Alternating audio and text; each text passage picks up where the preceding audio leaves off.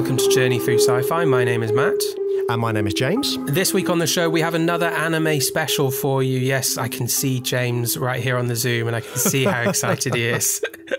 What are the two anime films we've got this week, James? So, for today's anime special, where we are exploring the dystopian world of anime, we are looking at Akira from 1988. Yes, Akira finally on the podcast. Very excited about that one. And we're looking at Metropolis, specifically Metropolis 2001, directed by Rintaro. So we're going to be looking at that animated film as well. So, yeah, I'm very excited, as you've already noted, Matt. I'm excited too. I hadn't seen Metropolis before this, but I've seen Akira many, many times, and I absolutely love it. So I'm particularly excited to talk about that one. So, James, should we get cracking with Akira? Yes, please. Neo Tokyo is about to explode.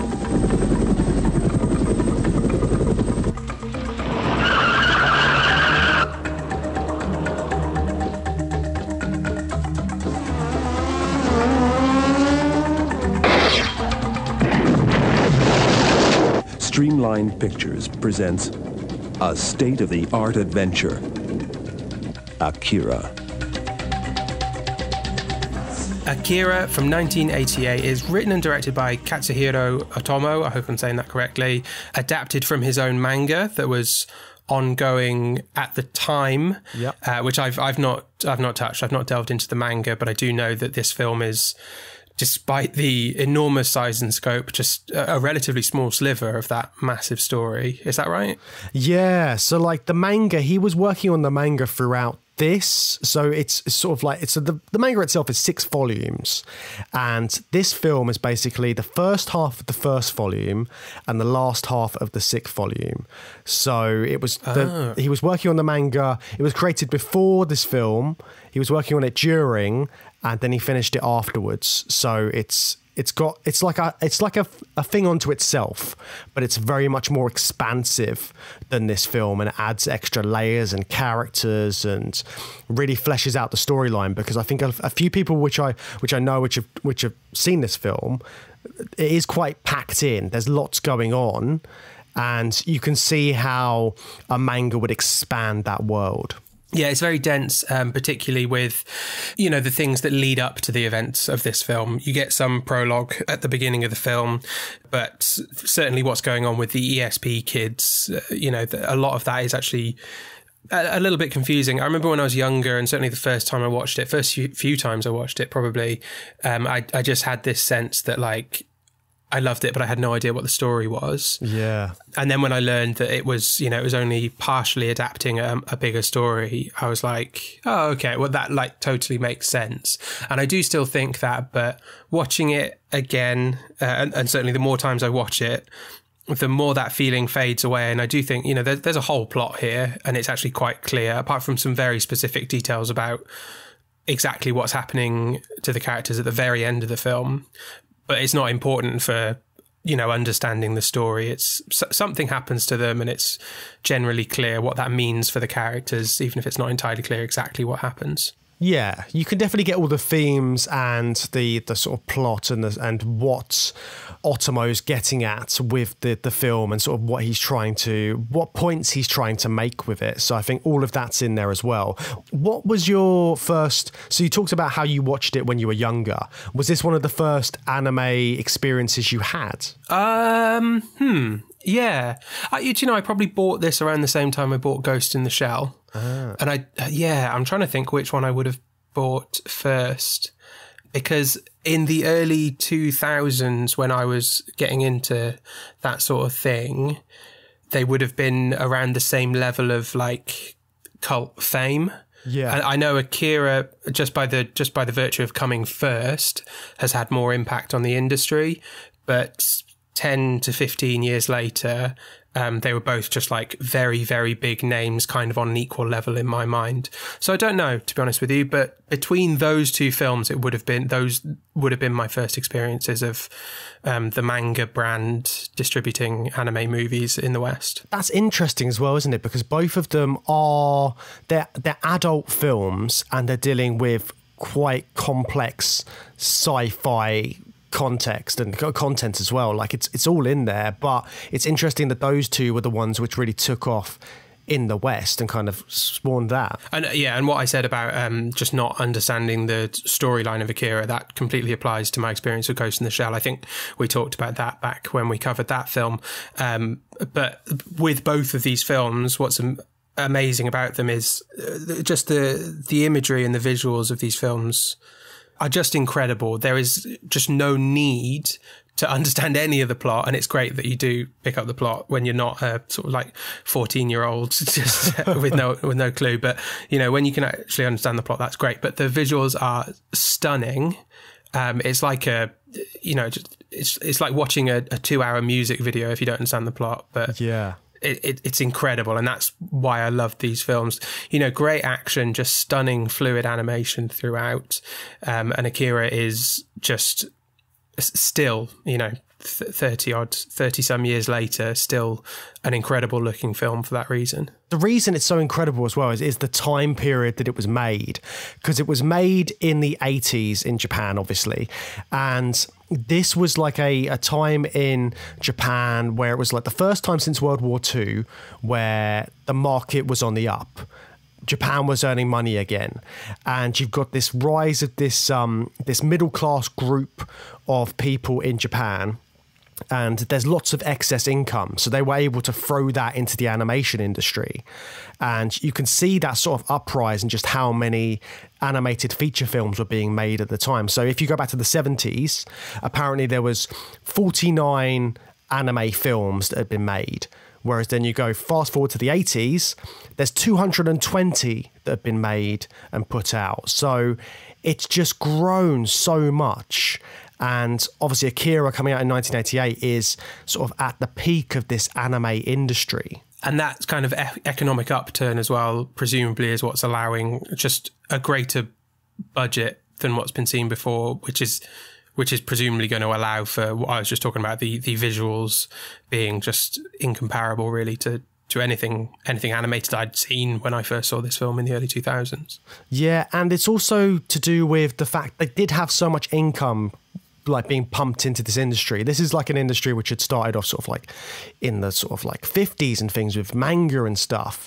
But so you've got all this generation of animators growing up with this kind of history to the work of Japanese animation, and then you've got this. They're able to sort of be very free with their ideas. So the projects that they're making aren't aimed at any specific group at this point. This is before sort of like, now if you look at anime, there's very set tropes, which we've talked about before, that just come up again and again in anime. This is pre that.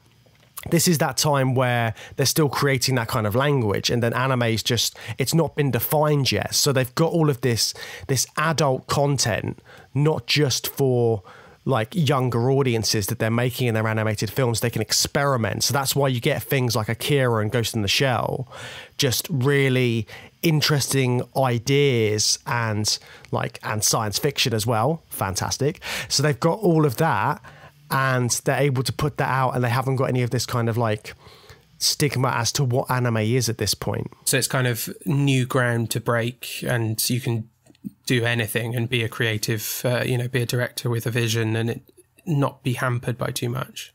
But it was popular as well, wasn't it? Like without that kind of, without having a mold to fit into, it still became incredibly popular, and it resonated with audiences clearly because it's still incredibly beloved today.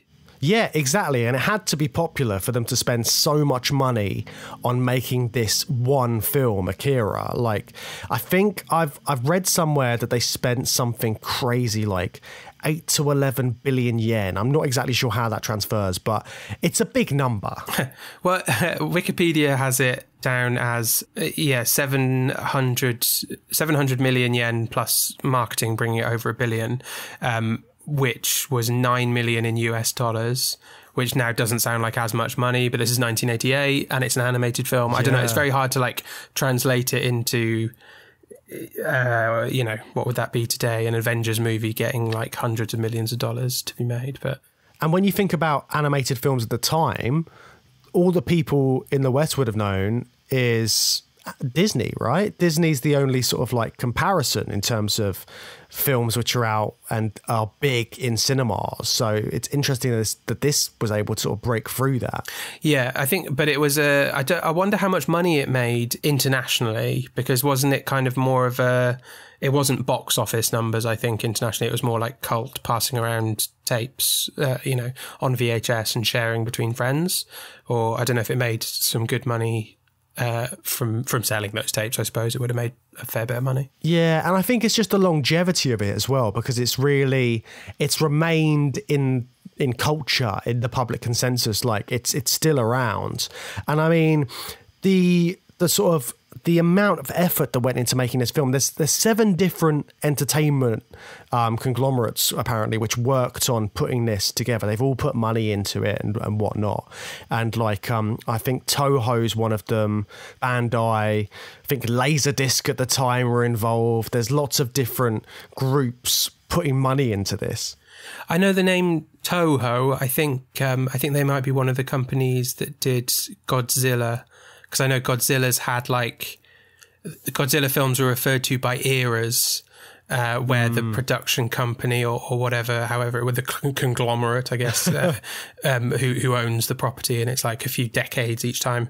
Toho might have been the original. Actually, it might have been who started the Godzilla film. So they're a big old deal in Japan. Yeah, it's one of those names which you know, but you can't quite grasp at all the time. But yeah, that sounds right to me, that it would have been the Godzilla films. And again, this film has quite a lot to do with that as well. Like the Godzilla sort of like the Godzilla plot, like the idea that there's a nuclear incident which has caused devastation to Japan, and in Godzilla it's this monster which is sort of like just decimating Japan. This is like decimation to Japan, and it's sort of how they survive through that. But you've got this really interesting setting for Akira, which is the world of Neo Tokyo. So what did you think of Neo Tokyo to start off with? So the introduction to Neo Tokyo is great because what I was saying before about how there's a lot of stuff that happens before the plot and you just get a very short prologue. That short prologue is the nuclear destruction of Tokyo immediately at the beginning of the film.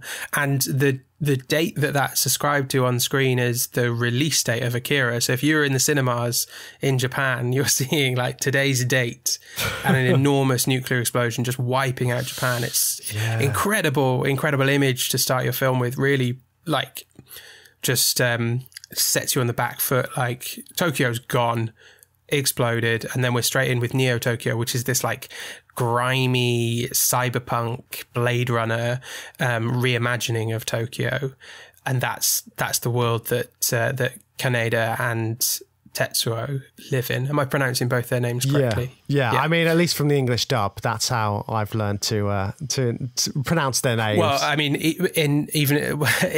in both languages, a good portion of this film is spent with characters screaming each other's names at each other. So exactly. I back myself to at least pronounce Tetsuo correctly, because Kaneda says it like 50 times in this film.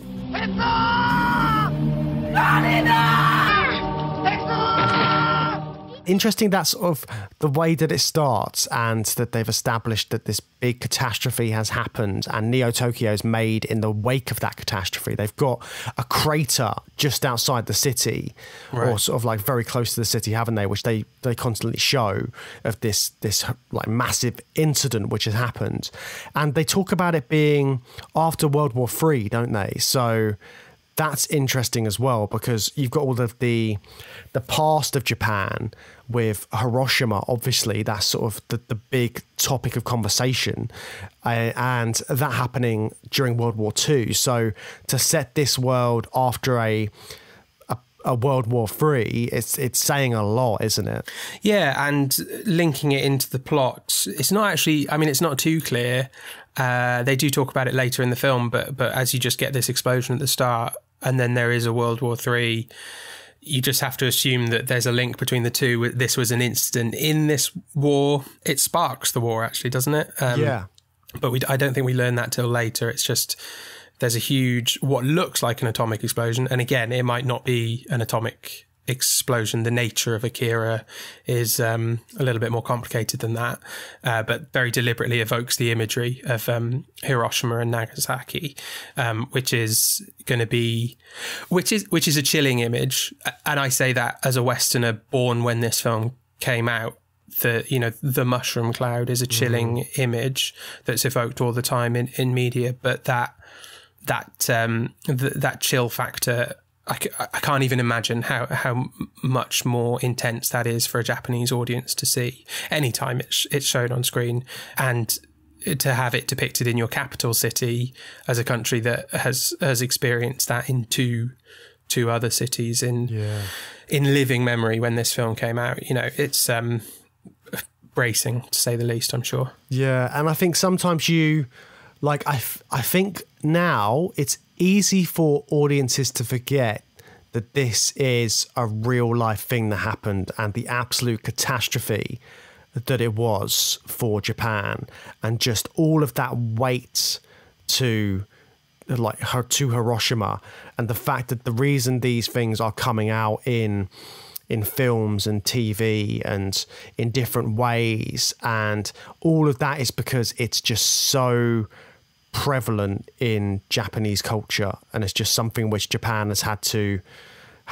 sort of grow from and survive. So I think it's just you do kind of forget that sometimes, I feel, because I'm definitely guilty of it at times. Like, you watch like a film with a big disaster and you forget that stuff like this has happened. Yeah, and there is kind of there is a bit of a historical link between that and the kind of rise of manga and anime as well, isn't there? Like, I don't know the details of the history, but certainly like it's the post-war period after that where anime became incredibly popular for whatever reason. Not anime, manga, but anime then stems from manga.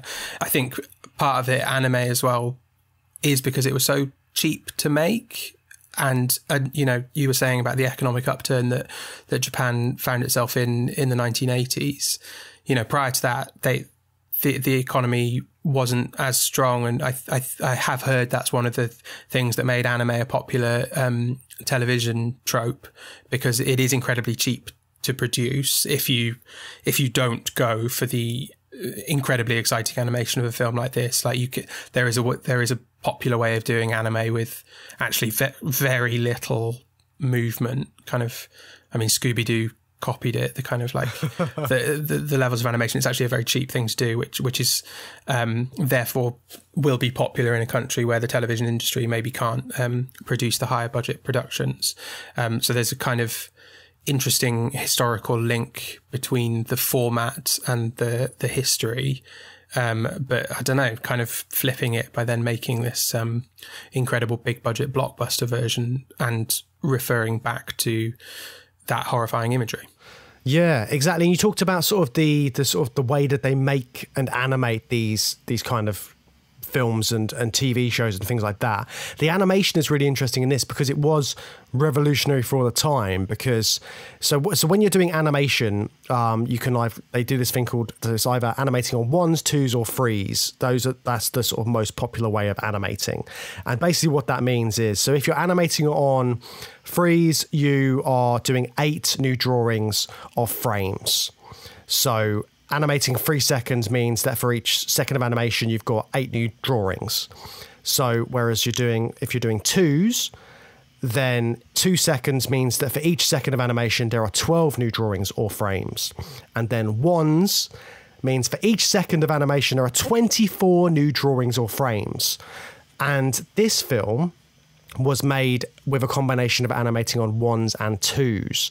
And I think at the time, this was very uncommon. And that's what gives this such a sort of fluid look when you're looking at the visuals in this. And you do forget that this was all hand drawn as well. Mm. They're all drawn on cells and animated. And it's just such a full-on way of making a film. And like, animation is just so fascinating because the amount of effort that people put into crafting this, and it's all from scratch, and they can be so sort of intricate with everything they're showing in each shot. I mean, if you look at the shots in this film, they're amazing. Like the one which sort of sticks in my head is when they're walking along in the school as a group, and then every one of the characters is doing something different in the background. Yeah. And it's just so intricate, like little bits like that. There's so much attention to detail because you've got this team of 60 animators working on it. And that still is what remains with me now looking at this film, just the amount of effort and work that's gone into it. That's so interesting that that's the shot you go to. I'm not disagreeing because it's really important for character building. You get a sense of those characters in that moment. But it's such a low key moment. It's very interesting that that's the one that sticks in your head. Like for me, it's the iconic motorbike slide when Kaneda, he's trying to catch. I don't even know what he's doing. Is he escaping or he's trying to catch up with Tetsuo early in the film? He's trying to catch up with the other gang, isn't he? Yeah, that's right. On the way, and that's when Tetsuo gets in his accident because he's also but he slides to a halt, and we get that incredible shot where he appears from the sort of beneath the shot and slides into view sideways, which is it's in several versions of the poster. Like there's a popular version of the poster that's just Kaneda walking towards his bike, but sometimes you'll see it and it's him sliding on the bike. Just an incredible shot. That sticks out in my head more than the kind of low-key ones. You're right, because there's so much in there, even in the low-key ones. Like the other one which sticks in my head is, of course, when Tetsuo loses his arm and you've got this like intricate like mechanical flesh which is being made into his new arm, and it's just all of the screws and bolts and wires and everything that's making that up. It's all drawn, which is just like, how the hell have you done that? And it's interesting, isn't it? Because there is a tiny bit of CGI in this film, in the Akira pattern. But I think that's the only thing. But it makes you wonder, like, well, how good was the CGI technology in '88 if you can happily drop that waveform image in? Maybe it's like completely limited and that's as much as they could add in, but it does make you think, like, could they have done more? Could they have enhanced things? But they've chosen a hand-drawn approach, and it really reminds me of, it's a parallel to something we talk about often, which is practical effects versus CGI effects in a live action movie, and how much more just fun and enjoyable it is to see the craftsmanship of a practical effect in, for example, a John Carpenter film. You know, it just looks cool. It looks like gooey and icky and physical, you know, or it's just something that characters can interact with, like in the first Jurassic Park film, and those moments are really powerful. And I do think there's a parallel just in seeing and feeling the craftsmanship of something that's hand drawn rather than computer facilitated images. I think you're right. It is that craftsmanship, and that's a really good comparison, just the CGI and practical effects, because that's exactly what it is. It's that kind of attention to detail and creating something that is, I don't know, sometimes with computers it feels like doing any sort of graphics is a hard graft.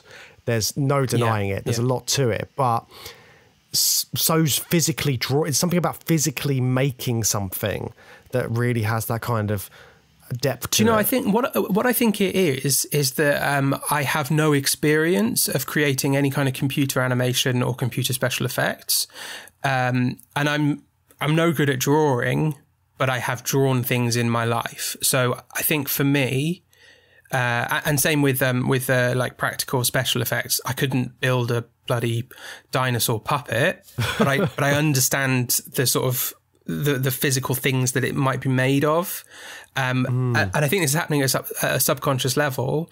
But my brain cannot draw any link to the work that's gone into CGI art. So yeah, I agree with you that, like, it's a lot of effort to make, but like seeing it on screen, my brain just can't make any link to the work that's gone into it. Whereas something that's hand drawn, I know what it means to draw something, and at a subconscious level, that's just hitting me. Like I can feel the work that's gone into this because I've drawn things in my life. Yeah, and you really do feel the work in this, don't you? Like to go back to that shot which I was talking about at the school, like the intricacies of how they're showing life for Kaneda and Tetsuo is really interesting as well, because they've got this whole school system which they're depicting in the dystopian world, but you learn a lot about it without them telling you too much in your face. So they're in this system which is like overcrowded. None of the kids are paying attention to what's happening in school. They're clearly in gangs.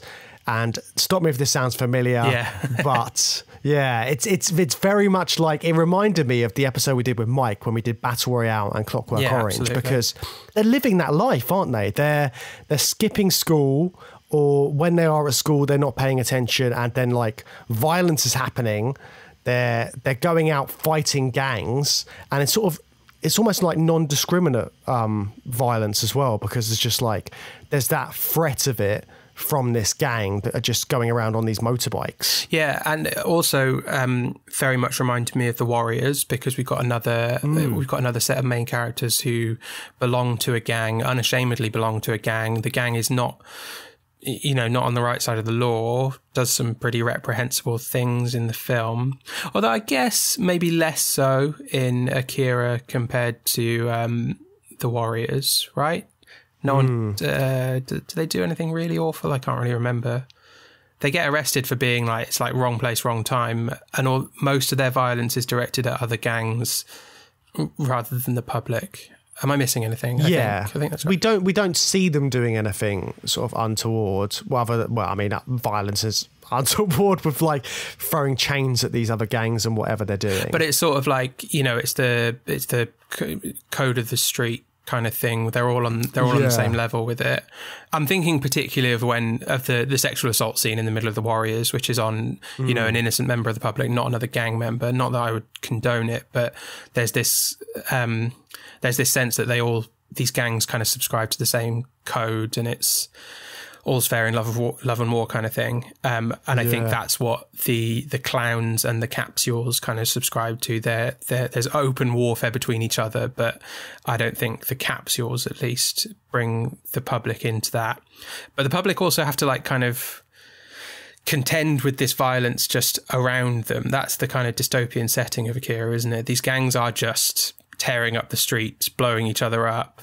And you've got like a militant police force suppressing any kind of rebellion in the public as well. So it's quite chaotic and violent and messy all over the place in Neo Tokyo. Yeah, because you've got this, like you say, there's like a police force, but there's also the military which come into play in this as well. And it feels a bit like the military have a bit more control after World War III. It feels like they're a bit more commonplace in Neo Tokyo. It's not strange to see a tank going down the street because there's military people around, and there's also this secret government, and then you've got all these experimentations on children that comes out in the story. So it's interesting seeing that kind of like, we've seen police states and things like that, but there is clearly a police force in this, which seem quite inept.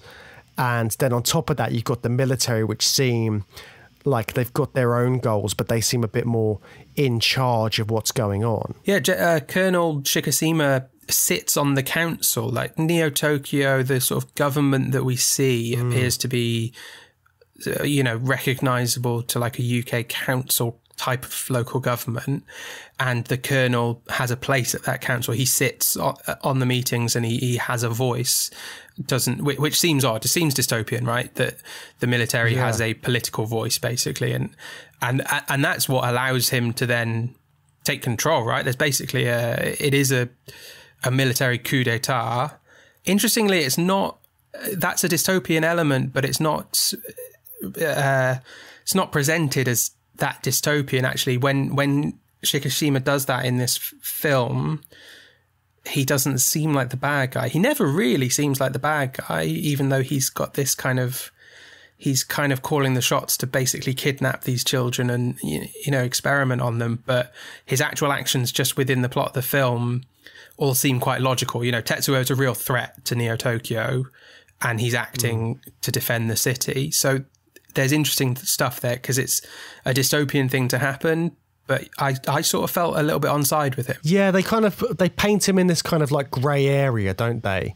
Because he's trying to protect Neo Tokyo, but what he's trying to protect it from is the people, the children that he's created with these experiments that have been going on. I don't know how much control he has over the experiments, but he's in there. He's well in there in the secret government. Yeah. Well, the control is interesting because he has total control over Kyoko and Masaru, and he has some control over Takashi. And they're the Espers, aren't they? ESP kids, ESP, yeah. The two of them just completely do what he says. Takashi gets like broken out by the rebels, but once he gets him under control, like he sort of seems to stay in line with what the colonel says. But it's and their age is really weird because they're certainly in their 30s or more, but the experiments have caused them to remain like childlike. And I think there's something in the fact that they are childlike. He's able to control them on an emotional and psychological level. And Tetsuo seemingly entering the program when he's this hormone-filled, angry teenage boy, the colonel can't get that same level of manipulation over him because he's rebellious by his very nature. And if he's going to be experimented on and not age, you know, the colonel's it's never going to work. Like if you do these experiments and that has the same de-aging or just, you know, restricting his aging, then you're going to have this angry teenage boy for the next 30, 40 years. It's, you know, there seems no good outcome for Tetsuo joining the program. Yeah, and Tetsuo is very much like that youth in revolt character, isn't he? He's lost his family after the war and he's on his own, and Canada is kind of like his only real family in this, him and the gang. And that's important as well because he's kind of like this kind of lost boy character he's riling against the situation he's been put in, but he's also like intensely sad as well, isn't he? Because like he's got and then suddenly he's given this power, which means he has total control, so he can do what he wants, and that brings out a bad side in him. But he's like a product of his environment, isn't he? He's very much everything that he's had to go through by living in this society and dealing with the aftermath of this great tragedy that has meant that he's grown up in this way. Yeah, he's got a like a youngest sibling complex within the Capsules gang, particularly just his relationship to Kaneda. But he has that. Yeah, you're right, mixed in with all the internalized tragedy of losing his real family and losing a city, maybe, you know, whatever scars are there. And again, that's really interesting as a Westerner to see, with a film that has this kind of post-atomic tragedy element to it, to possibly understand an interpretation of the Japanese cultural psyche post World War II. You know, that there were these 2 atomic bombs dropped on the country. There would be so many people growing up like Tetsuo. For all I know, Katsuhiro Otomo is one of those people. He'd be probably the right age, right? If he's, if not old enough to have been directly impacted by it, he would have been growing up with people who were directly impacted and did remember it. You know, his parents' generation. No, definitely, and it's the generational thing, isn't it? That it's been passed down.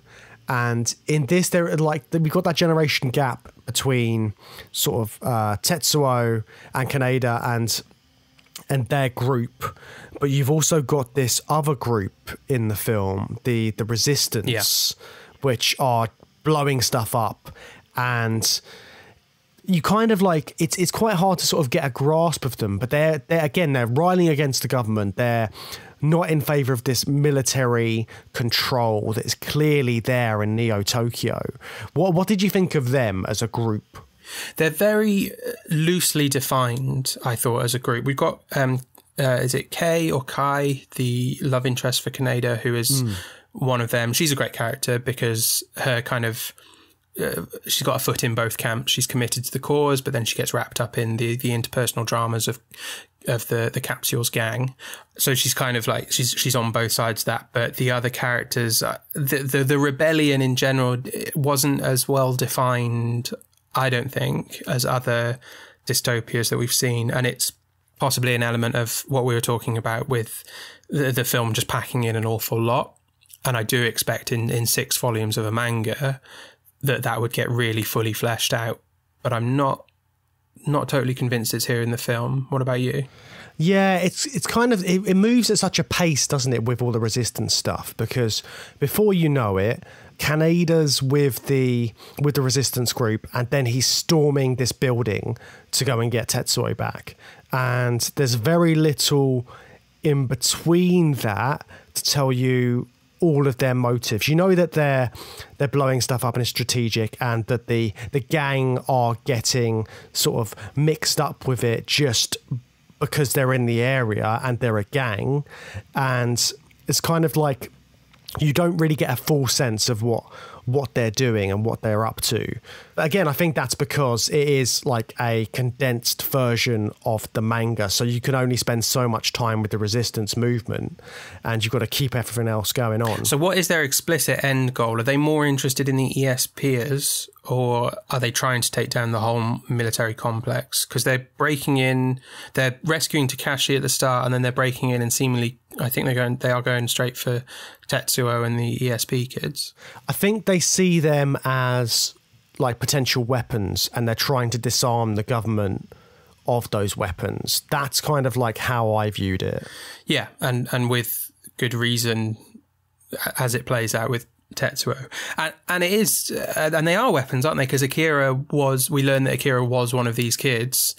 And Akira, what's Akira? Akira is like the most highly skilled or most powerful ESP candidate that they ever had. I guess I don't quite remember from the film how Akira got from just being one of the most powerful one to causing that tragedy.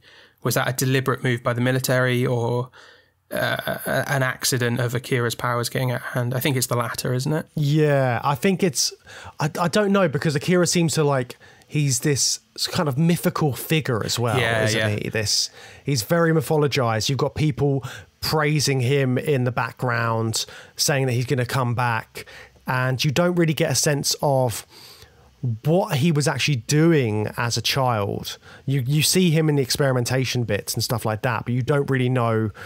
You don't know much of the background. I think that's kind of like the joy of it as well, because you can't... It adds that extra sort of like...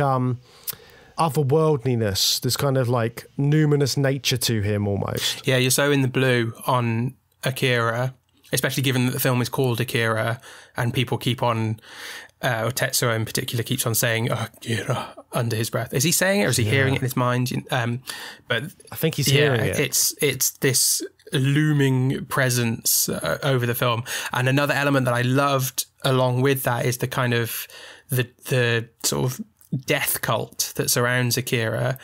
People, it's like an open secret. You know, it's not official that Akira caused the devastation to Tokyo, but it's a publicly accepted fact, and there is a cult that worships him as a kind of death god that's going to bring about the rapture or cleanse the planet or something like that. And then we've talked a bit about the crossover between dystopia and apocalyptic fiction, and it's really good in this film because there is an apocalyptic event. Tokyo rebuilds as Neo Tokyo, but there's this apocalyptic cult that lingers in the background and then starts worshipping Tetsuo as this angel of death character when he's on a rampage. And we compared it to Godzilla earlier, but I've seen a handful of Godzilla films, and I don't remember anyone like following a death cult priest in the wake of Godzilla and worshipping Godzilla. That probably does happen in one of them, to be fair, but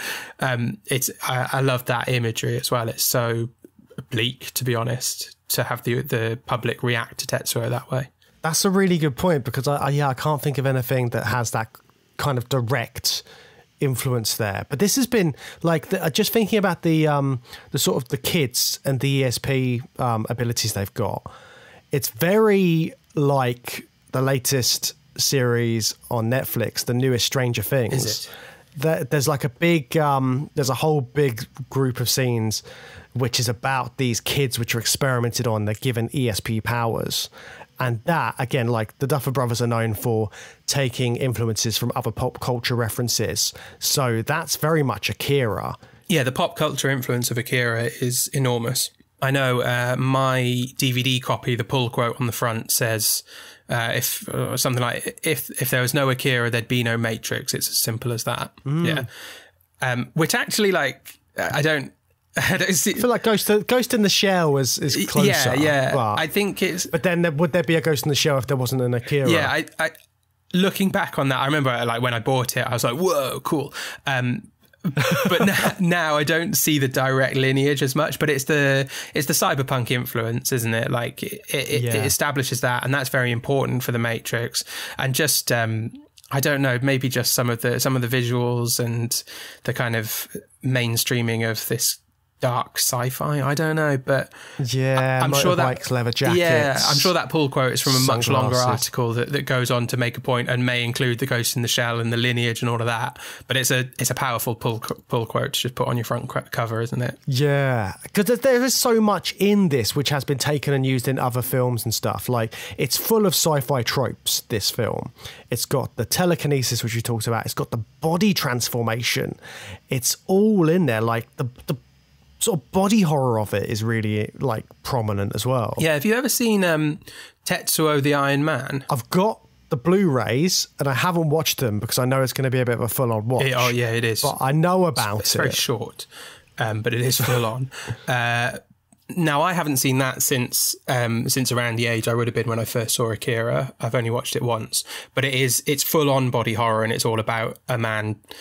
If you imagine like the end scenes of this film where Tetsuo is rebuilding his arm, it's basically like about an hour of that, just like from what I remember, and it's quite grisly but really cool. But it's interesting that is titled Tetsuo. Can't be a coincidence given the content that the character shares. I know a lot of the names are to do with, like, I think Otomo took influence from other mangas and stuff I read somewhere. I don't know exactly what they are, but they're all connected in some way. Well, Tetsuo the Iron Man came after. It was like a year after the movie. And so maybe this directly... Yeah, I think so. Yeah, that makes sense. And those body transformations, the moment when Tetsuo is becoming this massive blob of flesh and just absorbing all of the stuff around him. It's just so grotesque. And it's been parodied in things like South Park. There's a very good episode with the Trapper Keepers. But it's this very iconic image of just everything going out of control, him losing control of his powers, but in such a sort of visual, physical way. Yeah, it's a brilliant visual representation of extrasensory powers getting out of control, because it's almost quite satisfying. Because it bursts out of him, doesn't it? Basically, that when he finally becomes the sort of giant monster, it's like you've had this sense of the enormity of the inside of Tetsuo's brain growing, and you get that from his headaches. And there's great when he gets a flash of hallucinations. That's really great, with the very jarring montage of flashes of the future of the film. That looks really good, but you're getting the sense of the like pressure within his head, and then to see it all just burst out in this massive cyberpunk flesh and metal all melded together. It's so good, and it feels like something that can only happen in an anime movie, because you would have to do that with CGI and live action. But what makes it so good is that it's the same medium throughout. So it's a consistent visual tone, going from quote unquote normal Tetsuo, even though he's got that bloody metal arm on him, but going from that seemingly normal to this transformation into a total monster, but with visual consistency that you would lose, I think, with a CGI effect, turning an actor into that. And sort of the body element contrasted with the parts of Akira as well, which are just in these like test tubes. I think that was quite interesting, because that's kind of like the setup beforehand, isn't it? All of his bits just on display in these tubes. Yeah, like the spinal cord in a jar is and on display as well. Just the way that Tetsuo like takes them out and lines them up like on a plinth, you know, like raising them up for display and worship sort of purposes, fitting in with the death cult that's been worshipping Akira. Tetsuo's kind of innately aligning to that, and the ESPers all line up and like, what they do? Are they like praying to Akira or just communing with Akira? And it's like he's trying to figure out Akira because he's been hearing this voice throughout the film, and he's like trying to figure out, okay, so why am I hearing this voice when this person doesn't exist? He's just this combination of body parts now. Like, he just can't understand it as well in a way. Yeah, he can't understand it, and this is where the film gets still quite hard to pick apart, even with the number of times I've seen it. So there's some sort of alternate dimension stuff. Akira didn't explode. Akira did a big ESP all over Tokyo. Did a big ESP. Right? It's not an explosion, I think. It is like a psychic power wave, right? A very, very anime sort of thing. And I think, right? And then he disappeared. He shifted dimensions and just sort of fucked off elsewhere. They talk about like he kind of creates another universe or something along those lines where he can because him and Tetsuo are now so far from what humans are in terms of all their abilities and stuff, they can't exist in that reality. But he's also like tracing back the sort of nature of life itself to its very origins, and that allows him to trace it forward to its future and create his own universe to live in, which is where Tetsuo goes at the end of the film. Yeah. Right? Yeah, again, it's very hard to get your head around it, but it looks gorgeous. It's kind of like a 2001 moment, definitely. Isn't it? Yeah, that's a big influence. It must be. Yeah, so it's got all of that kind of like stuff to it, but it ends with this destruction of the city. And so everybody who's not in this fantastical universe or dimension that Akira and Tetsuo go off into, everybody is left with destruction again. Yeah. So the city is destroyed, but of course that can lead to a possible rebuilding of the city, a rebuilding of the society that has gone wrong again in the same ways. So I thought that was quite an interesting moment to end on, because we talked about when we looked at dystopias, it's kind of like, how do you topple the dystopian government? And how do you sort of rebuild it? And this film, and like Japan as well, like they've rebuilt so many times, they're used to it. They're survivors. They will come back, and there's that kind of like glimmer of hope to that the next generation are going to build it up, and then potentially they've got another chance. Yeah, and it is hopeful, I think, because there is an element here of, it's just circular, you know, Tokyo is destroyed, Neo Tokyo is destroyed, but with them, the threat to the city is the ESPers and Tetsuo and Akira, and they voluntarily remove themselves from our universe. So the atomic weapons basically have not just been removed, but have voluntarily removed themselves from the equation. So yes, there is another cycle of destruction and a need for rebirth again for Neo Tokyo, or Neo Tokyo, as it may be called. But now we can see a future for that city where there is no longer this threat. So I do think it is a hopeful note, despite going back to that sense of destruction. So it's kind of like reclaiming that destruction and saying it's something we can start again from with hope. Yeah, I think you're right. I think that is the kind of the message at the end of the film. And like, I think the sort of note to end on with this is, we've talked about the animation and how good the animation is on this film and everything that's gone into it. Now, there are talks of a potential live action remake, and Taika Waititi has been attached to it for ages. It keeps being cancelled and it falls through. Do you think that could ever work? Do you think they could make a good live action version of Akira? Yeah. Yes, it's possible, but it's one of those things that feels totally pointless when the original hasn't aged a day and it's so easily accessible. Or, well, it's not. It's easy to watch. It's easy to find. It might not be that accessible in terms of sort of deconstructing it. And Taika Waititi's a really interesting choice. That there's real potential there for him to create something visually stunning, as there always is with his films. I just can't get behind it. It just doesn't. It feels wholly unnecessary when the film has scarcely aged a day in its 33 odd years. So I can't get excited for that. What about you? Yeah, I think I love this film so much. I don't necessarily need to see a live action version of it. I don't know what it would add to it other than perhaps a newer audience who would go back and watch this. But then if you've already watched the same story already, would you go back and watch an animated version of it? And it's and it's such a... They've been trying to get that off the ground for years, haven't they? A remake.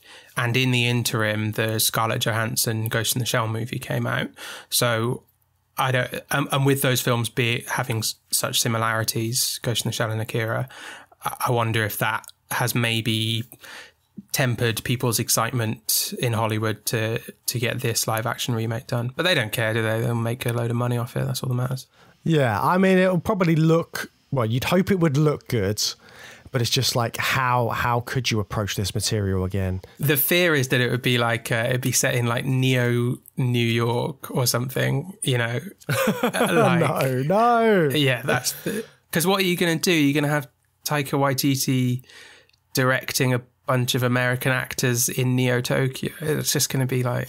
It's just weird. Nah, it'd have to be a Japanese cast, wouldn't it? It's such a Japanese story. Like, yeah, exactly. It has to be in that world with all of that weight and all of that history to it, or else it just wouldn't have the same impact.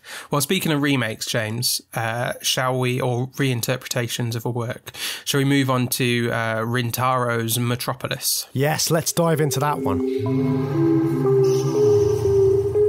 Akira, Patreon. Oh, James, I'm getting these headaches. I'm having these visions, hallucinations of great audio content. What can I do? I mean, I don't think there's anything for it but to sign up to our Patreon, Matt. That's the only way to get rid of those voices in your head. Oh, yes. Thank you, James. I'm rebuilding my mind into a terrifying cyberpunk flesh machine thing, and I feel much better. And my ears have turned into headphones, and I can hear great exclusive bonus content over at patreon.com/journeythrough-sci-fi. Yes, I'm glad you've managed to reconstitute yourself back into a human being after the sludge that you were seconds ago before you signed up to our Patreon. And if you listeners want to feel that sweet release of great audio content, head on over, as I said, to patreon.com/journeythrough-sci-fi and sign up to support this podcast and hear our bonus episodes.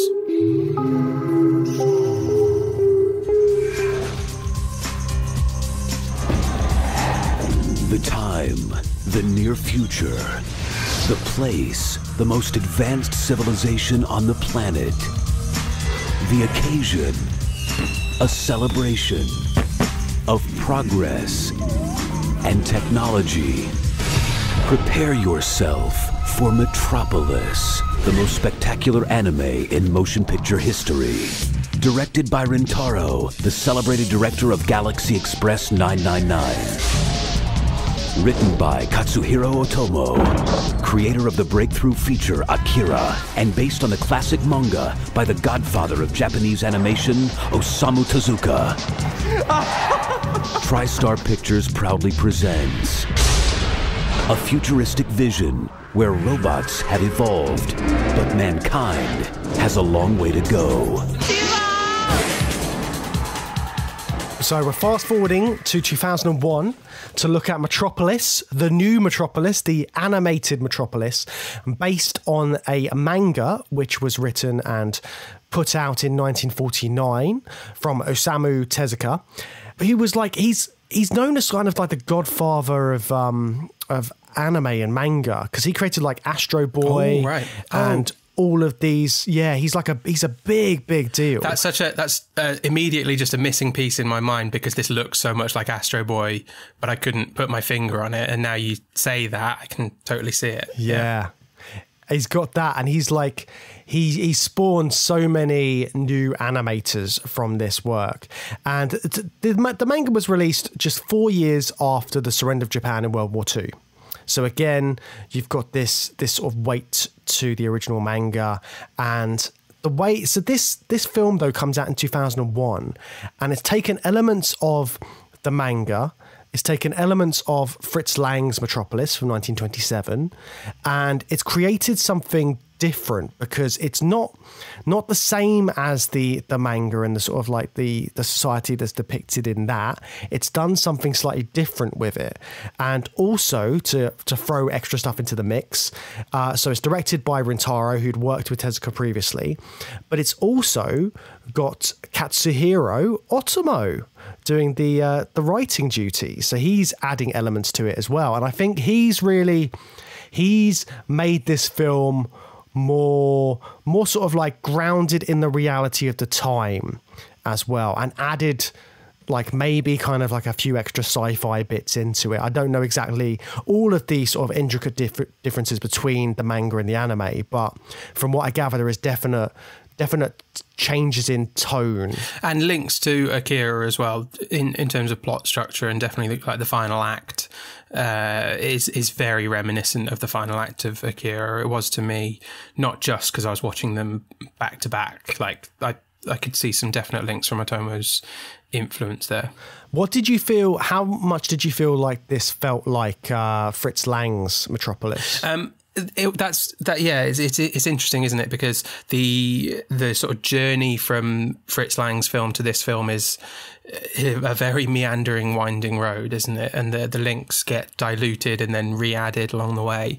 And I knew some of that going in, so I wasn't expecting a straight remake, and I knew it was going to be very different. But then the way the city's presented is then surprisingly incredibly similar. Like quite a lot of the city looks almost exactly the same as Fritz Lang's city. The Art Deco architecture of Metropolis looks like Lang's Metropolis. It then goes off in different directions with the subterranean levels that don't. Well, do they? Because some of the industrial stuff actually is reminiscent. They're kind of pipe work. It does seem deeper though. It seems like it goes down further than the world we see in Fritz Lang's version.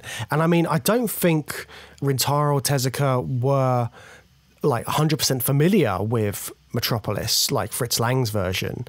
I think they were just taking certain elements of it. I don't think they knew it intricately. Well, they would have seen it, right, in 2001. I know Tezuka, the author, famously had not seen the film in the 1940s when he wrote the manga, but Rintaro and Otomo by 2001 would be very familiar with the film, I would have to assume. Yes. So I feel like they've added more of that kind of like sense of that into this world of Metropolis that they've created. And you talked about sort of like the structures, and it's very kind of Americanized, isn't it? Which is, it's kind of like got that 50s America feel, even down to like the music, the jazz. Everything is kind of like harking back to that, and sort of industrialization and these big towers which are being made. And that is very kind of like Metropolis. You've got the workers and you've got the higher ups. So I think all of that is quite an interesting thing to have in this anime, because if you compare it to Neo Tokyo in Akira, that's like a very much a kind of like Japanese city of the future. This is rooted in kind of like an America, right? Yeah, especially because Shinsaku, the detective, the kind of private investigator character, him and his nephew Kenichi are the kind of window into Metropolis. They're coming from Japan, possibly Tokyo, but from Japan. And Metropolis is, unclear if it's a foreign country. It seems to be pretty autonomous unto itself, sort of a city-state. But yeah, this is more explicitly not Japan, because we have a Japanese character coming as a visitor and experiencing this city. So it's fictional. Like I said, it feels like an autonomous city-state, but those linking it to America works and makes sense because it's to a Japanese audience. I think it's supposed to be a foreign land. Yeah, that's an interesting point as well, because America is seen as that foreign land. It's the West. It's very different from Japan, and this like Metropolis is filled with lots of different class groups as well. So you've got the state, but you've also got the military. You've got this sort of like socialist groups and imperialist groups, and then you've got the citizens and the robots, the other. So you've got all of these different kind of groups making up this metropolis, which I think create quite interesting dynamics throughout the film, because it's not just like this straight class structure that we see in Fritz Lang's Metropolis, where it's the haves and have-nots. You've got like other sort of groups in play in this. Yeah, and you mentioned the military, but they're not in it much. There is a military group, and it's like a private army. Yeah, isn't well, it? there's two. There is a state army, and the rebels are counting on them to back their rebellion. Barely remember seeing any of actual military characters. What we actually see are the Mardukes, who are like a private army, but also a political party, and also don't officially exist. You know, they're a very shady organisation that seem to be controlling the city under the Duke as a kind of shadow leader. But we see much more of them just whipping out machine guns in public and mercilessly gunning down robots, and the public just accept them as accept them seemingly more than any official police or military force. Yeah, because even Duke Red says, like, everyone's sort of saying you should be in charge, you should run for office, and he's like, no, I'm not a politician. But he clearly has eyes on power, doesn't he? He's very much like this industrialist. He is in charge of the city. He basically runs it from the shadows, even though he's such a public figure. But he's just he's like, we've seen lots of big bads in dystopias. There's someone in charge who is the big brother, the person who is like making sure that things run a certain way.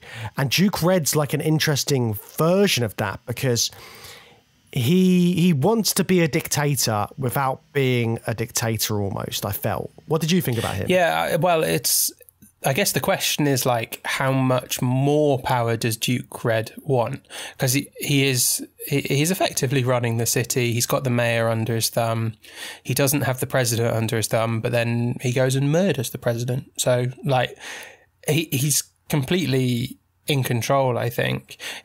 To me, he was like he was like a comic book supervillain, but like a Lex Luthor type, you know, not non-superpowered, just incredibly rich and influential and pretty much able to act with impunity, and controlling things, you know, and everybody knows who he is and what he's capable of and what he does. But it's like, there's a wink, like, I'm not interested in politics. Wink, you know, I am interested in politics. I'm running everything here. Yeah, I think even the way that he's stylized is quite interesting, because he's a very stylized character in terms of the look of Duke Red.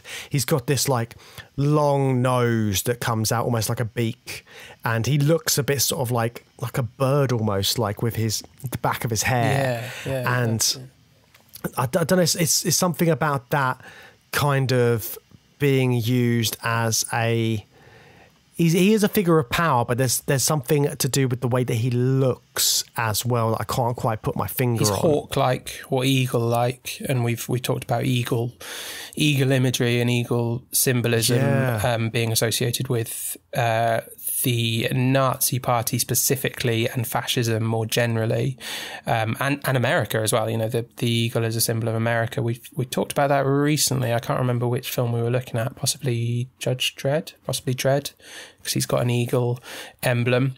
So there's an element of that, because Shinsaku references that. He says they look like a bunch of fascists when he first sees the Mardukes. So that element is front and center with the sort of group that Duke Red's at the head of. Yeah, because he has the fact he's got this like fascist army as well, and the fact that people constantly refer to them as fascists as well is like it's quite telling.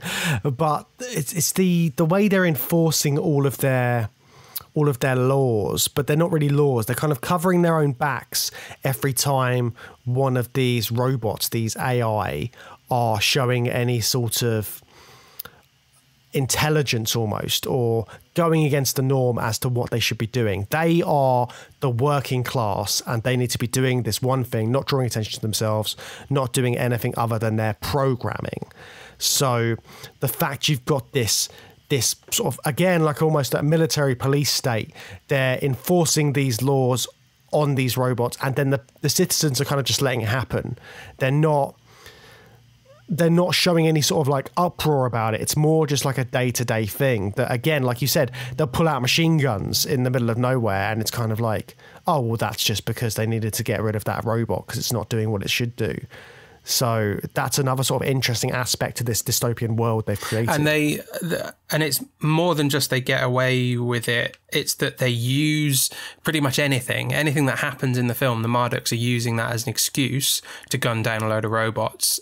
And also, like, Duke Red's like master plan, he's building this this sort of skyscraper weapon, and it seems to be that the function of it is to just wipe out robots. It's like to commit genocide against all robots, right? Because when we first see it fired off, the purpose of it is to like generate destructive radiation from the sun, but it's radiation that only affects robots and robots that are on the surface. Yeah, this weird machine, the Ziggurat, which is just like, it's a bizarre name, but again, it's got... Well, I think it's a biblical name.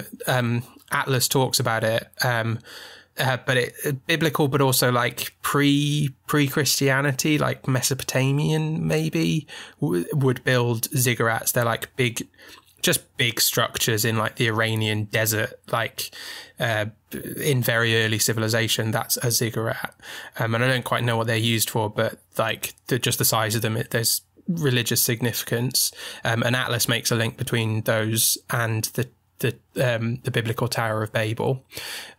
Yes, which is in Metropolis, 1927. That's when they've got lots of references to that. He draws a line between that. So in Lang's Metropolis, the Tower of Babel is used as an allegory, right? There is no specific tower in the film. It's just talking about the society that the higher ups live in.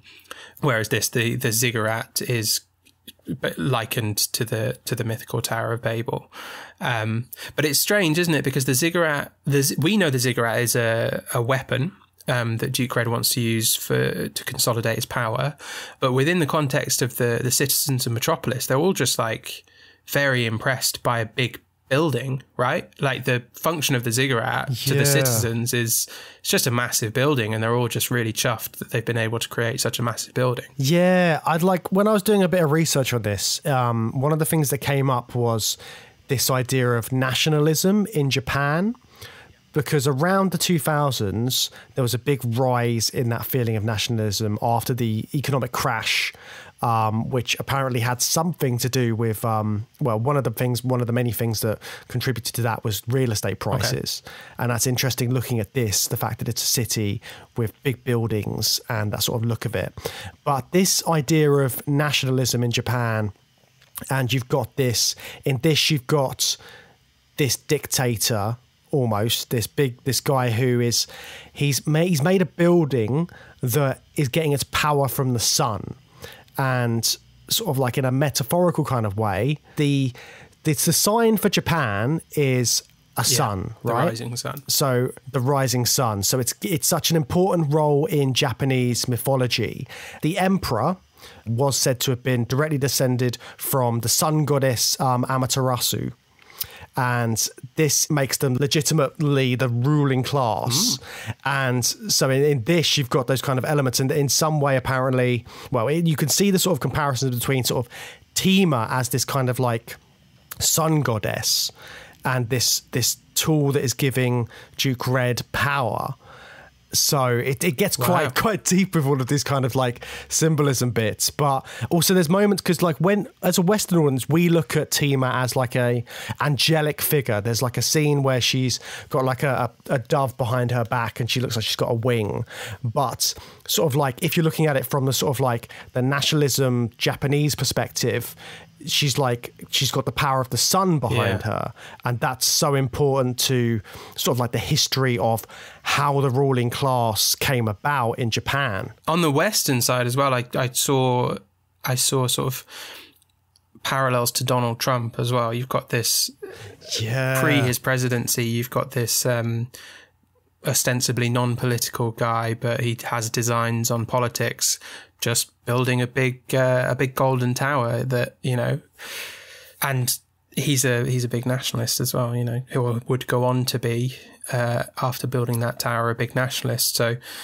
I was seeing a bit of that, even though this is long before his actual political run. Yeah. How do you feel they feel about nationalism in this film? Are they talking about the dangers of it, or what do you think the message is in it? Well, we've got a city that is growing, the city-state becoming more and more powerful unto itself, but that is damaging its own citizens. We see that through Atlas and his rebels. And then we have this fascist dictator behind the scenes who wants to expand the power of that city-state basically all over the world. So I think it's explicitly a threat. I don't think nationalism is celebrated. It's interesting that it's not set in Japan. So if it's critical of Japanese nationalism, it's doing it at arm's length by having a Japanese character visit another country and be very critical of the fascist group trying to take control there. But yeah, if that was reflecting Japanese nationalism in the early 2000s, then they're doing it metaphorically and sort of casting it outwards of Japan. Yeah, I think that's an interesting aspect of it, isn't it? The fact that you've got the detective visiting this place and the fact he is like seen as a foreigner in this land, like you're saying. And all of the relationships are quite interesting as well in the film. So obviously you've got Kenichi, who is this young boy who strikes up this relationship with Tima. And then you've also got Rock, who is this like law enforcement agent. Just a dead-eyed psycho freak, Rock. I thought he was a great character, great villain character. Yeah, and then you've got this kind of like, I think the interesting relationship, for one of the most interesting ones, was the relationship between Rock, Duke Red and Tima, because Tima is basically a robot version of Duke Red's daughter, and Rock is like his surrogate son who he's trained up to be this sort of bodyguard hitman. And the fact that Rock is clearly jealous of Tima, but also he wants his surrogate father, Duke Red, to be the one who is in control, not being reliant on this girl and this girl's power. So I thought that was quite an interesting dynamic to throw in the mix. Yeah, the mixture of Rock's hatred of robots, but also, which is sort of a widespread psychological condition that this city seems to have, but also a very personal and individual jealousy of a sibling that he wants to get rid of so that he can be daddy's favourite, basically. That's all mixed. That's all mixed in with the anti-robot sentiment of the Marduks. Yeah, the way they are inducing this anti-robot sentiment as well is quite an interesting aspect, because it's what's leading the rebels into their uprising, but they're being shoehorned into this uprising, aren't they? They're given all of these thoughts about robots by the Marduks, and they don't realize that they're just uprising because they're being told to do it, basically. Yeah, one of the most surprising elements of the film for me, having not seen it before, was the way we're introduced to this rebel group. But they go on to like not be a major element of the plot. Almost, they're kind of in the middle of the film. They rescue Kenichi and Tima. They go on to lead a full-scale uprising, but it just gets crushed, and Atlas gets killed, and the plot goes on without those characters. And on top of that, the anti-robot sentiment of the revolutionaries, and they kill poor old Pero, the robot detective who felt like he was going to be a really central character. He's a Rick Deckard type character, really cool, great character design. He looks awesome, with the kind of he looks a bit like the Vision from the Avengers, but he's got like a proper like old school detective outfit on top of that.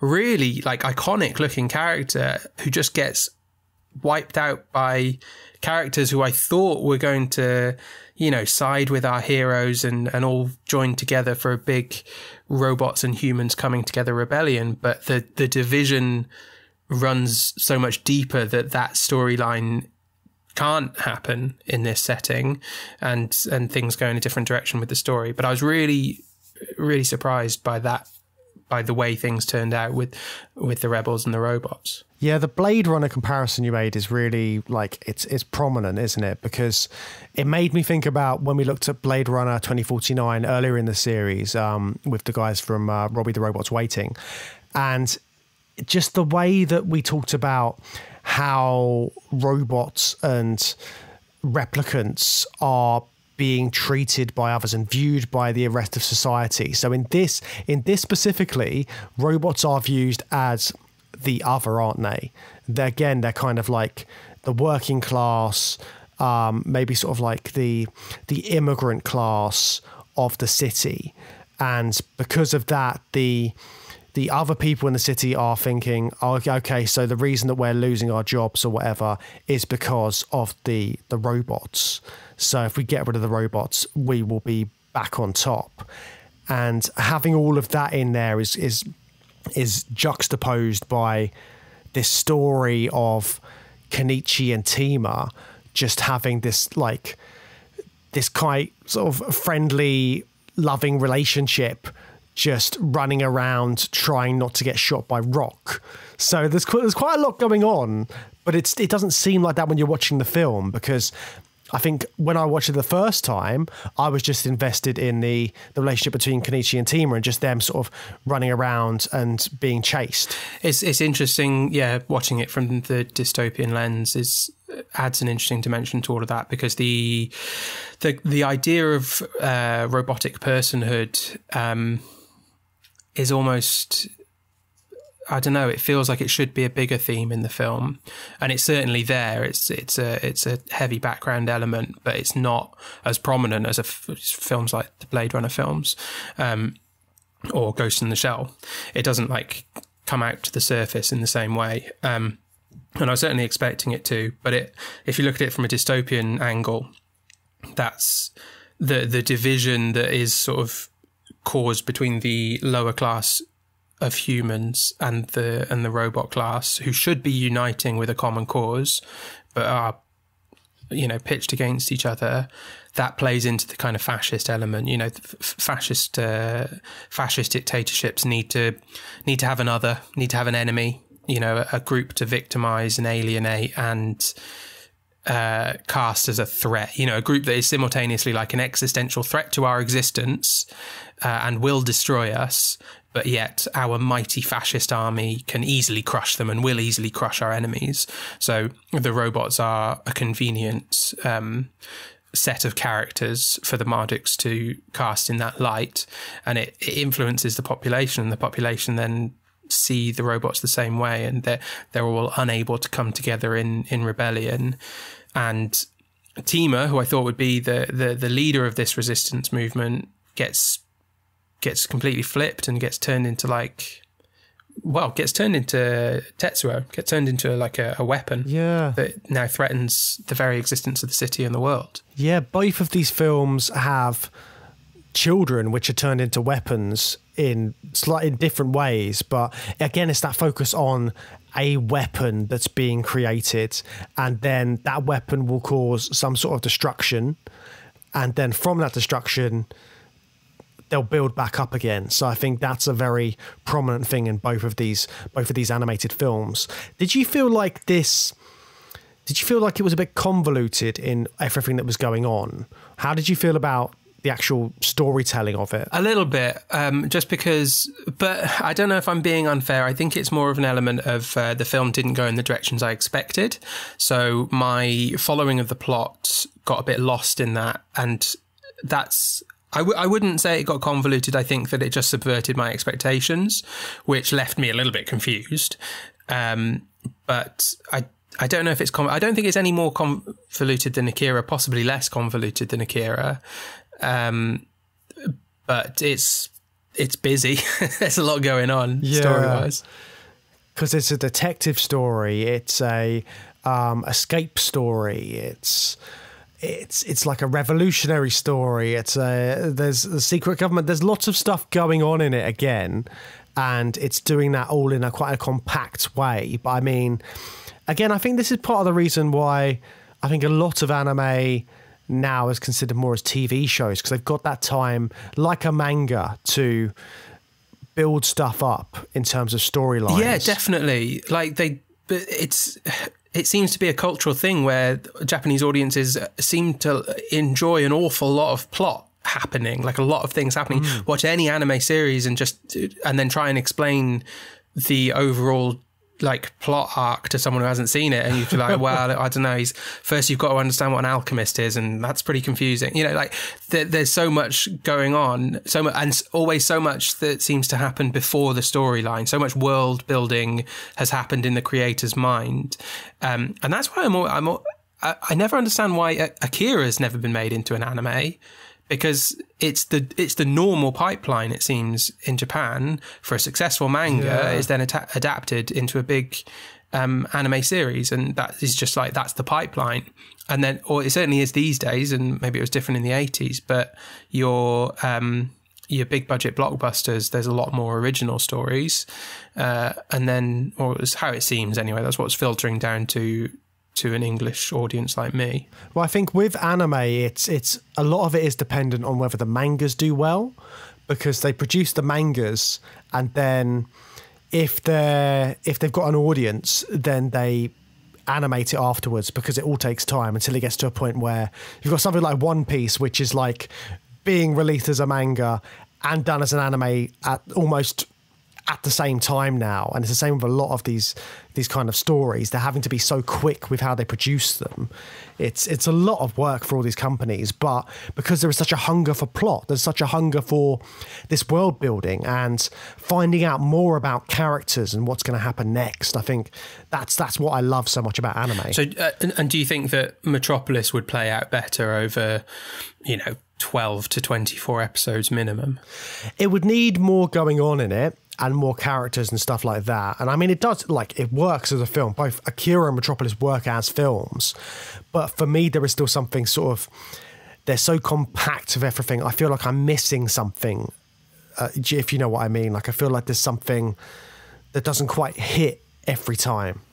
But again, that could just be like my hunger for knowing everything in a plot and a world, because I want to know it all. I want to know sort of like what's going on over here and what's going on over there. No, I think you've got a point. For me, part of that was Shinsaku coming from abroad to investigate Dr. Lawton. It seems like there's so much there, because his purpose, Shinsaku and Kenichi's purpose in the film, like I said, are as the audience surrogate outsiders who come into Metropolis. But it then feels weird for them to have such a specific purpose. They're on the trail of someone. They're trying to find Dr. Lawton for a client who exists off screen for reasons we don't fully understand. Oh, for crimes against humanity, or organ trafficking or whatever. But that's quite a strange motivation for an audience surrogate character who who I would say might function better if they have a little bit less to do and are just a little bit along for the ride, which Kenichi is slightly more as the sort of enthusiastic nephew just helping out his uncle. He's a little bit better suited to that role. But Shinsaku has so much going on his own, finding Dr. Lawton, exposing this guy, bringing him back to justice or whatever it is, that I think that muddies the water a little bit in terms of just understanding what's going on in the film. I think it's because Kenichi's quite interesting as well, because he doesn't have that weight of what's going on in the society that the other people seem to have. He's very innocent, isn't he? He meets the robots for the first time and is sort of like, oh, how are you? And talking to them like they're people. And nobody else seems to do that. Nobody else is treating them in that way. Yet he's from a different place and he just sees them as just another being. Yeah, that's really important. His innocence is really important for his relationship to Tima. And that's where that's where the robot story comes out, really, isn't it? Because we unfortunately don't get it from Piro, who is killed off. Although he is an element of it, because Shinsaku and Kenichi's relationship with Piro, he's quite dismissed by the police force. They just sort of yank him out of storage to do a task, but they develop a genuine friendship with him, and Shinsaku's always very complimentary of his abilities and grateful and thankful and all that stuff, which obviously seems out of place in Metropolis and the relationships that other humans have with robots. That again is part of the reason I was so surprised that they killed off Piro.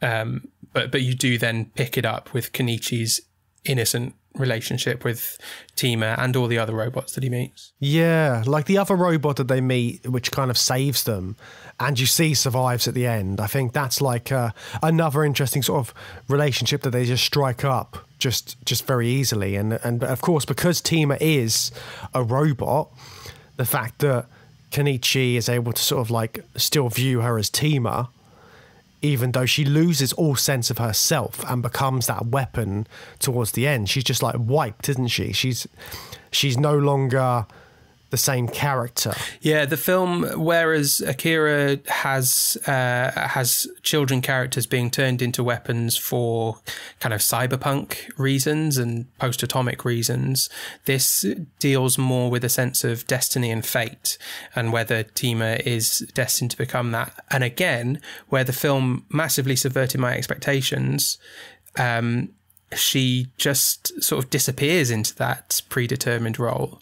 And it really felt like Kenichi was going to pull her out of it. And maybe he does a little bit at the very, very end, but she's sort of completely lost to her programming and maybe doesn't even come out of it. But then we see the radio at the end and the implications of that. But the fact that she lets go of him and he lets go of her, it's almost like he's letting go of that sort of the sense the society had before of this kind of nationalist nature almost, because she's like the last symbol of that, because everything else is sort of falling apart around it. And well, that's really interesting then, because then that again aligns her to maybe not Tetsuo as much, but Akira himself, the idea that the weapon becomes conscious and removes itself from the city that it threatens.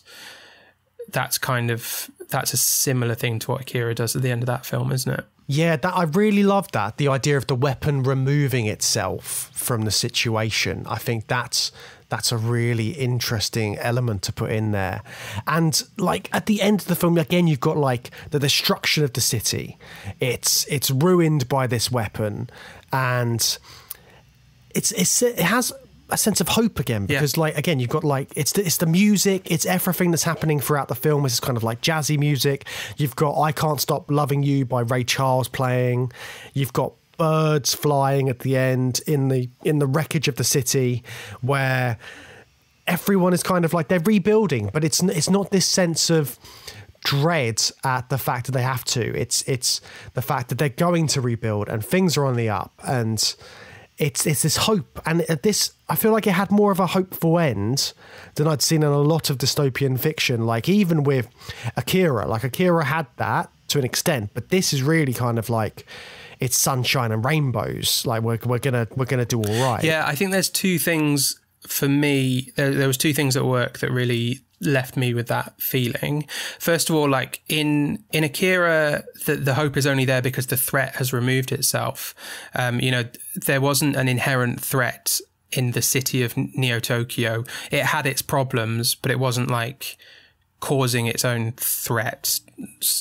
Well, it sort of was, the military were creating it, but the city wasn't necessarily the problem.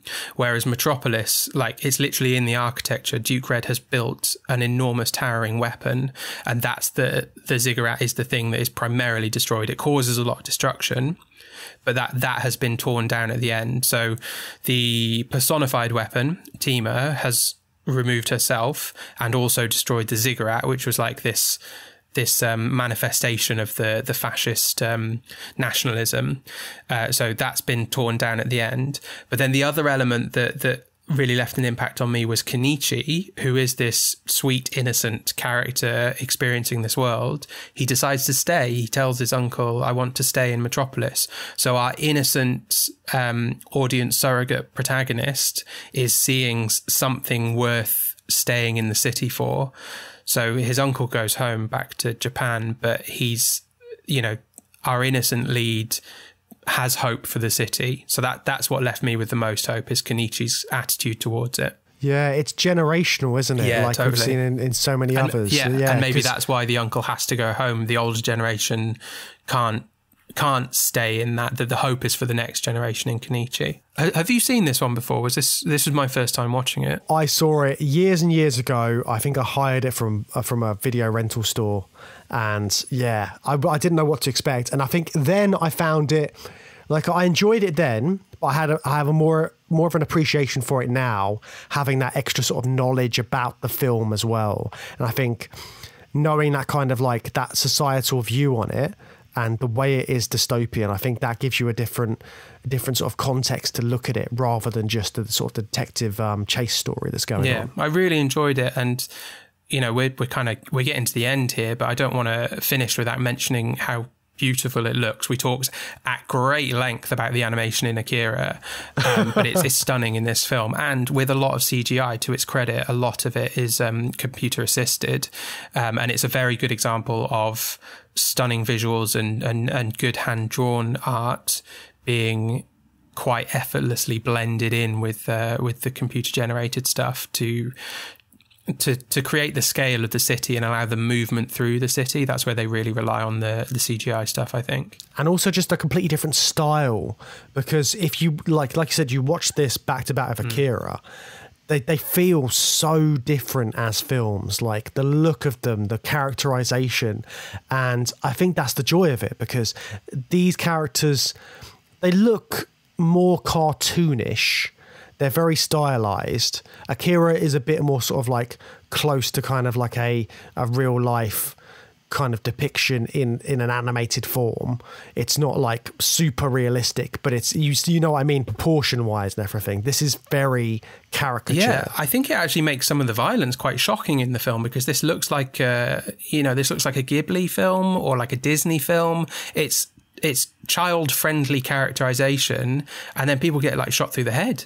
And it's really quite shocking to see that happen. And Rock, who I think is on the front cover of my DVD copy of this, making him look like the hero figure, and then you put it in and he's this quite terrifying psychopath who is shooting robots and humans, in the head and killing people left, right and centre. But he looks a bit like Astro Boy on the cover, Yeah, but he's kind of got that, if you look at it in a different way, like he's Astro Boy but with sunglasses, so he's made to look a bit like the Terminator. Yes, totally, yeah.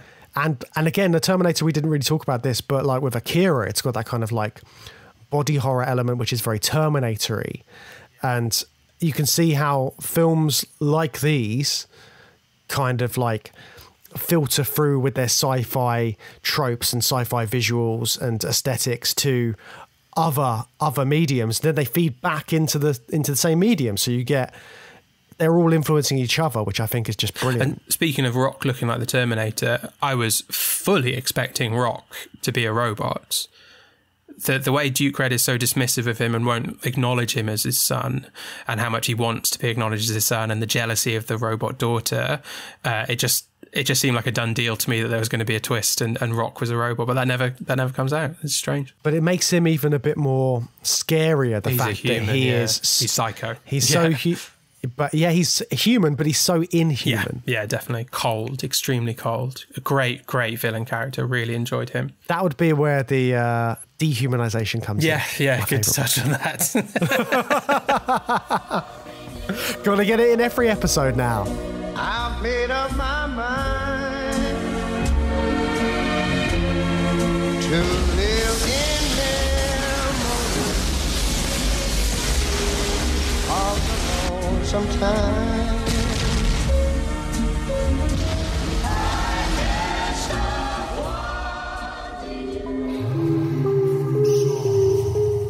Well, this has been a lot of fun. I'm glad we managed to do another anime special this series, and I think we'll definitely be doing this again next series because, anime is so huge. There's whatever series we do next, we'll have no trouble, I think, finding anime examples to talk about. Yeah, definitely. And I think as a medium to tell sci-fi stories, it's so expansive. The stuff you can do in an animated feature is just, we've talked about it at length.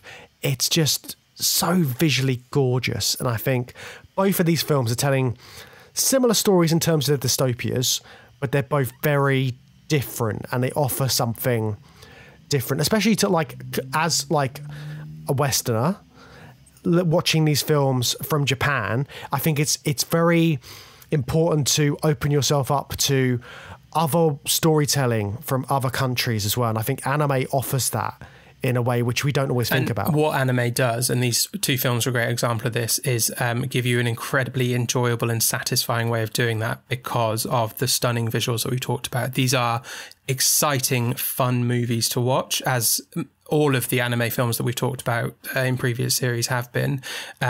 It's a great window into another culture's storytelling because it's very fun to watch.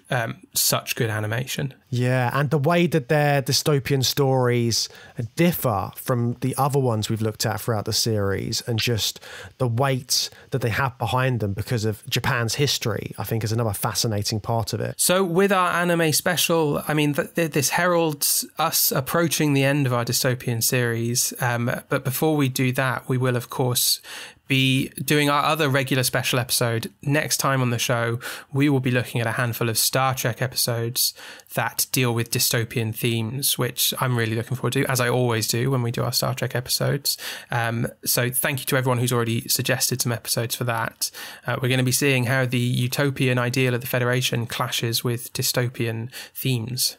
Yes, as we hurtle towards the end of the series, we are going to have a stop off in the world of Star Trek next week, and I'm very much looking forward to being guided through that by Matt's extensive Star Trek knowledge. So join us for that next time. In the meantime, as always, if you want to get in touch with us, you can find us on social media on Twitter, Instagram and Facebook. And if you go to Facebook, you can join our Facebook discussion group and talk to us and other listeners of the show about sci-fi or whatever you want, really. Yes, get on there and tell us your favourite sci-fi animes. We always love to hear all of that stuff. And of course, if you want to support the podcast, you can come and join us on Patreon. And for a small sum per month, £4, you can get bonus episodes, bonus content. We drop lots of different reviews on there. So yeah, why not check it out? And if you want to support the show, but you don't want to join the Patreon, that's absolutely fine. One thing you can do to support us is leave us a nice 5-star review. And if you add some text, that helps the algorithm boost that review to more people. So why don't you leave some text and, hey, just recommend me a good dystopian anime movie. Yes, we always love to hear about new dystopian animes and just animes in general. Well, I do anyway. That's all for this time. Join us next time.